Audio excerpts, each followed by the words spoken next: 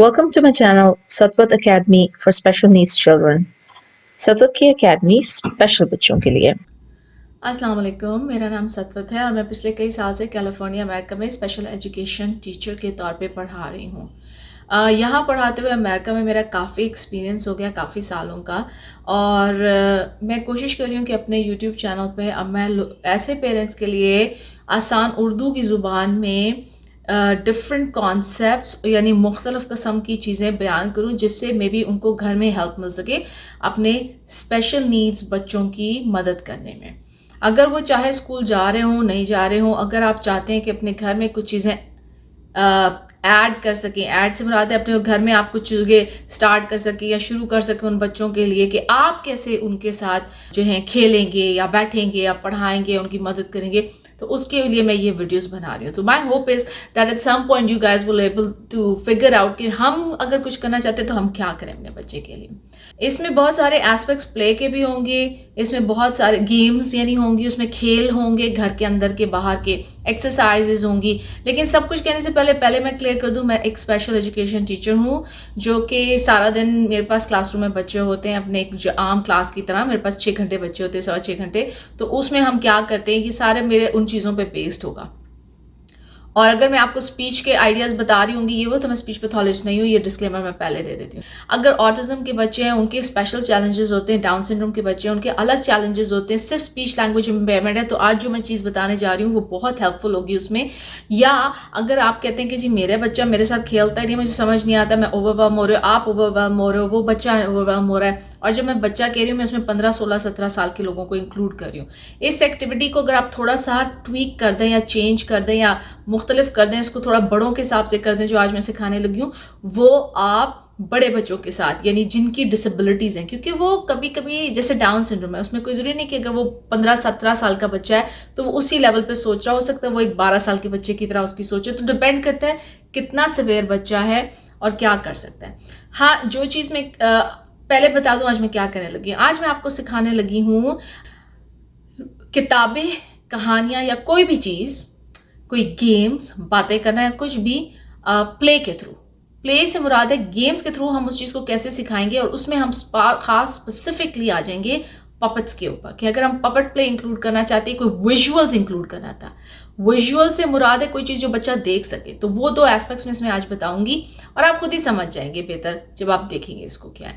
इसमें ना सिर्फ ये है कि इसमें किताबों की आ जाएगा जिक्र, इसमें जिक्र आ जाएगा बच्चे के साथ इंटरैक्ट करने का, उसके साथ इमोशनली इन्वॉल्व होने का, बल्कि इसमें बहुत ज़्यादा जिक्र आ जाएगा हाथों से काम करने का। अगर बच्चे नहीं काट सकते, कटिंग नहीं कर सकते, वो सारी चीज़ें भी आएंगी। अगर वो ये स्किल्स नहीं इस्तेमाल कर सकते तो कोई मसला नहीं है, आप करेंगे। वो प्लेट तो वो जो चीज़ें हैं वो मैं दिखाऊंगी, उसको तो पकड़ सकते होंगे। अगर नहीं पकड़ सकते तो आपके ऊपर देख के तो एंजॉय कर सकते होंगे। ठीक है, जब मैं बहुत सिवियर बच्चों के साथ काम करती हूँ या उनके पेरेंट्स के साथ काम कर रही होती हूँ, तो ये नहीं होता कि मतलब कि कितना उस वो बच्चा क्या कर सकता है। इट्स ऑल्सो कि आप साथ जो बैठे हुए वो क्या कर रहे हैं, उसके लिए किस तरह से आप उसे इन्वॉल्व करें। और उन बच्चों के लिए तो और ज़्यादा मुश्किल हो जाएगा इन्वॉल्व होना। हमारे छोटों बच्चों के लिए भी आज ये चीज़ होगी, बड़ों के लिए भी होगी। इसको मैं प्ले के तौर पे मैं हर उसमें से पहले प्ले का डिस्क्राइब किया करूँगी, जहाँ पे भी मुझे एस्पेक्ट अच्छे नजर आएंगे। आज की एक्टिविटी ये जो पपेट प्ले के साथ हम चीज़ें पढ़ेंगे या किताब पढ़नी या कुछ भी काम करना जो है, कोई एक्ट आउट करना, तो ये जो है इससे स्पीच एंड लैंग्वेज के बेनिफिट्स हैं, सुनने के भी, तवज्जो के भी। इन अटेंशन जिन बच्चों के साथ होती है उनके लिए अटेंशन का है, फोकस्ड एक्टिविटी है। ठीक है, यानी उनके बच्चों का फोकस रहेगा। जो बच्चे बहुत ज़्यादा ADHD और इस तरह के होते हैं उनके लिए भी ये हेल्प करेगा, क्योंकि it will help them sit down, बैठ के किसी चीज़ के गिर्द पॉजिटिव काम करना, बजाय कि वो एनर्जी वो इधर उधर दौड़ने में और इधर उधर चीज़ें ख़राब करने में गुजार दें। ठीक है, तो इस तरह से आज की एक्टिविटी होगी। प्ले का एक और भी बहुत बड़ा फ़ायदा होता है, और वो ये होता है कि हम इससे इमोशनल कनेक्शंस करते हैं और ये एंजाइटी से पाक होता है, यानी एंजाइटी फ्री होता है। जिसका मुराद सिर्फ ये है कि अगर मैं बहुत ज़्यादा पढ़ाई की, अब आप अक्सर पेरेंट्स जो होते हैं जी बैठ गए, आप टेबल पे बैठ गए, ये कर रहे हैं, वो एक एंजाइटी प्रोवोकिंग है। इवन अगर सिर्फ बच्चा मैचिंग कर रहा है तो at some level they could have anxiety around that activity कि जी ये मुश्किल है, थोड़ी सी हो सकता है उनको, आपको आसान लग रही है वो चीज़ उनके लिए मुश्किल हो, लेकिन ये चीज़ मुश्किल नहीं लगेगी। ये फन एंड गेम्स में आ जाता है और ये उनके लिए बहुत ज़्यादा सोशल स्किल्स में भी आता है, यानी सोशली भी तो दो लोग बैठेंगे तो ये काम होगा ना, एक बंदे से तो नहीं होगा। तो ये सोशल स्किल्स, स्पीच, कम्युनिकेशन, इस सब में ये सारी चीज़ें आ जाएंगी। और सबसे अच्छी बात है, अगर रीडिंग में बच्चों को मुश्किल होती है या वो बुक्स में इंटरेस्ट नहीं ले रहे, तो how can we make some of that interesting for them. और इस तरह की चीज़ें अक्सर मेरी वीडियोज़ में ओवरलैप होंगी, but that's okay. I mean it's all, her cheese overlap होती ही है, जिंदगी है, उसमें चीज़ें एक दूसरे के ओवरलैप होती हैं। तो चलिए यहाँ पे स्टार्ट करते हैं। अच्छा जी, यहाँ पे हम ये देखना चाह रहे हैं कि अगर हम एक बच्चे के साथ किताब पढ़ते हैं, ये ऊपर लिखा हुआ है रीडिंग अ बुक, किताब पढ़ना बच्चे के साथ, और हमारे जो स्पेशल नीड्स के बच्चे होते हैं वो उस तरह से किताबों में इंटरेस्ट नहीं लेते जैसे एक आम बच्चे ले रहे होते हैं। जब स्कूल्स में टीचर्स पढ़ा रही होती हैं तो आम बच्चे 20-25 बच्चे बैठ के एक किताब की तरफ देख सकते हैं। हमारे स्पेशल नीड्स के जो बच्चे होते हैं जिनको ऑटिज्म, डाउन सिंड्रोम और डिफरेंट डिसेबिलिटीज होती हैं, उनके लिए थोड़ी सी स्पेशल टेक्निक्स भी यूज करनी पड़ती हैं। आपका बच्चा, आप कहते हैं जी बिल्कुल तवज्जो नहीं दे रहा बुक्स के ऊपर, तो आज कुछ तरीके देख लेते हैं उसको इंटरेस्टिंग बनाने के लिए। पहली बुक है द इकी स्टिकी फ्रॉग, ये मेरे पास होती थी काफी अर्सा पहले, और इसकी ये टंग निकल आती थी और ये फ्लाई जाके चिपक जाती थी इसके मुंह को। दूसरी किताब जो हम देखेंगे वो होगी thanks the very hungry caterpillar का, ये पार्ट 2 है। उसमें आपको वीडियो में उल्टी भी कुछ जगह पे नजर आएगी, लेकिन मैंने उसको सीधा नहीं किया क्योंकि आपको आइडिया होना चाहिए कि क्या हो रहा है, तो वो मैं नहीं किया। यहाँ पे मैं आपको दिखा रही हूँ। अब ये दो किताबों पे दो प्रोजेक्ट्स होंगे, पहला प्रोजेक्ट इकी स्टिकी फ्रॉग पे, दूसरा थैंक्स पे, और फिर उसके अलावा हम देखते हैं क्या होता है। एक स्टिकी फ्रॉग के लिए हम एक पेपर पपेट बनाएंगे, बहुत सिंपल। आप इंटरनेट पे सर्च करेंगे आपको पपेट्स के और तरीके मिल जाएंगे, मैं भी बाद में सिखा दूंगी। तो ये पेपर पपेट पे एक स्टिकी फ्रॉग की हम घर पे बना रहे हैं बच्चों के सिर्फ इंटरेस्ट के लिए। दूसरा हम कैटरपिलर के लिए एक हैट बना रहे हैं, जिसको जो बच्चे, ये मैं बता दूंगी, जो बच्चे बोल नहीं सकते, सिर्फ आपने फन इंटरेस्टिंग करना है, बच्चे ने हैट पहन लिया, आपने पहन लिया, इसी से कैटरपिलर के अंदर आपको, और आपने कैटरपिलर पहन ली, बच्चे ने ए बर्ड पहन लिया, इसी किताब के अंदर जो डिफरेंट कैरेक्टर्स हैं, तो ये सारी चीजें हो सकती हैं। और ये दो प्रोजेक्ट्स बनाने के बाद वेरी क्विकली सिखाऊंगी, और फिर एक तीसरी चीज हम क्विकली देखेंगे और वो होगी फिंगर पपेट्स पे बात कर लेंगे। प्रोजेक्ट की तरफ चलते हैं। अच्छा, अब एक आम पीस ऑफ पेपर है जो आपके घर में मिल जाता है, इसको हमने एक इस तरह से लेंथ वाइज फोल्ड कर लिया। ठीक है, ये मैं तरीका इसलिए बता रही हूँ ताकि पेरेंट्स को समझ आ जाए किस तरह से करना है। फिर उसके आधे को फोल्ड कर लिया, और ये करके दिखा रही हूँ ताकि कोई मुश्किल नहीं है। अगर बच्चे को फोल्डिंग की एक्टिविटीज भी आनी चाहिए, ये एक स्किल है, आप नोट करें, आप अपने बच्चे से कहें फोल्ड करो तो नहीं कर पाएगा। फिर जो दूसरा बाकी हिस्सा था उसको भी आधे आधा कर लें, यानी कि क्वार्टर्स में पेज डिवाइड हो जाएगा। उसके बाद इस तरह करके इसको फोल्ड कर लिया और ये एक स्ट्रिप सी बन जाएगी। ठीक है, अब इसको आधे में से आपने फोल्ड कर लिया। बच्चे की मदद कर सकते हैं, उसका अगर बड़ा बच्चा उसका एक अलग पेपर हो सकता है, आपका अलग हो सकता है। छोटा बच्चा उसको आप खुद भी बता सकते हो, और साथ आप वोकैबुलरी भी काम कर सकते हैं।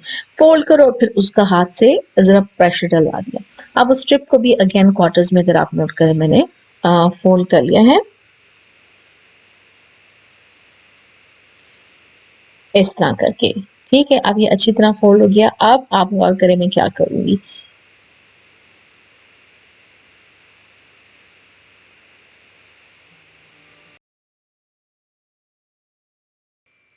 ये इस तरह से पॉकेट्स बना लेनी है, आप खुद ही देख लेंगे। इसको मैंने उल्टा करके फोल्ड कर लिया और इसमें उंगलियां घुस जाएंगी आपकी, तो ये अच्छी बात है, इसमें उंगलियां घुस जाएंगी, ये इस तरह से।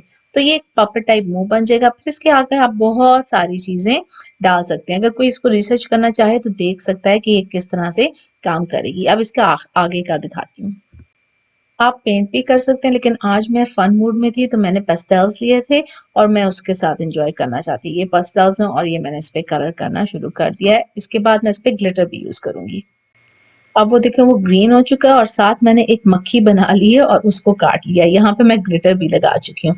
जुबान के लिए मैं एक प्लास्टिक का, एक्चुअली मैंने एक फेस मास्क पे से काट लिया था, वो ले लिया, और अब मैं ये आंखें फोल्ड करके उसके ऊपर लगा रही हूँ। ठीक है, अब ये बन गई है पपेट और ये अच्छी खासी क्यूट। अगला कोई प्रोजेक्ट, इस सिर्फ एक पेपर प्लेट चाहिए, ये हम हैट बनाएंगे इसके साथ। जी, मैंने इस पे फ्री हैंड ड्राइंग कर ली है वेरी हंग्री कैटरपिलर की, रफ सी। साथ पॉम्पॉम्स ले लिए हैं। पॉम्पॉम्स आप देख रहे हैं, आप छोटे से इसको कार्ड्स पेपर को भी यूज कर सकते हैं, सर्कल्स को। मैंने पॉम्पॉम्स ले लिए फन के लिए। अब मैंने कैटरपिलर के इर्द गिर्द का काट लिया है और आप देखिए इसको मैं सर पे एंड में पहनूंगी, ये कैसा लगता है। यहाँ पे पॉम्पॉम्स लग गए हैं और अब ये इस तरह से क्यूट सी चीज बन गई। आप कलर भी कर सकते हैं। अच्छा, अब मैंने आपको कैटरपिलर बनते हुए कोई वेरी क्विक दिखाई है। अब आखिरी चीज़ देखते हैं कि बच्चे के साथ आप पढ़ने लगे हैं जनाब।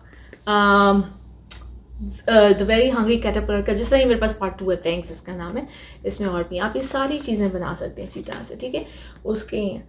तो ये जो है ये एरिक कार्ल की किताब है और उसने लिखी है। आप इमेजिन करें अगर आप अब अच्छा रिमेंबर ये हमने कैटरपिलर का हैट बना लिया था, बच्चों का इंटरेस्ट होगा, वो आपकी तरफ देखेंगे, there something other than this, और उनका भी आप हैट बना सकते हैं। ये जो पॉम्पम्स है इसकी वजह से थोड़ा हैवी, अगर आप बच्चे के लिए सिंपल करना चाहते हैं तो सिर्फ कलर्स के साथ कर सकते हैं और साथ आप ये किताब पढ़ सकते हैं, और आप बेस को डिफरेंट तरीके से कर सकते हैं या इसके ऊपर सिर्फ एक अलग से भी कोई तस्वीर लेके काट के लगा सकते हैं अगर आपके पास वो है तो।